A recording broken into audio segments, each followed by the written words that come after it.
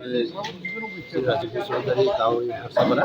মই পূৰ্বতে আমাৰ ভেৰগাঁও আঞ্চলিক আছিলোঁ।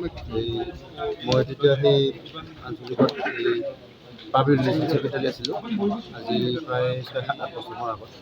তাৰপিছত মই তেনেকৈ ঘৰত বিভিন্ন কামত ব্যস্ত হৈ থাকিলোঁ আৰু তাৰপিছত আজি মই নিজে ইচ্ছাৰে আজি BPF কৰাৰ লক্ষ্য হ'ল মোৰ এটাই, আমাৰ উন্নতি লাগে, ডেভেলপ লাগে, আমাৰ সমাজবিলাক উন্নতি হ'ব লাগে।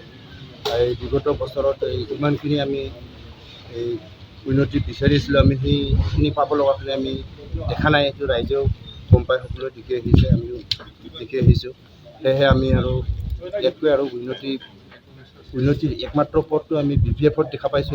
এতিয়ালৈকে আজিৰ তাৰিখত আমাৰ সমাজ এখন বা গাঁও এখন উন্নতি হ'ব লাগিলে মই ইয়াৰ সমাধানৰ একমাত্ৰ ৰাস্তাটো আমাৰ একমাত্ৰ BPF দলত দেখিবলৈ পাইছোঁ। সেয়েহে মই আজি ইচ্ছাৰে BPF দলত যোগদান কৰিব ওলাই আহিলোঁ আৰু ৰাইজক সকলোকেও অনুৰোধ জনাইছোঁ যে সকলোৱেও আহে, যোগদান কৰক BPF দলত।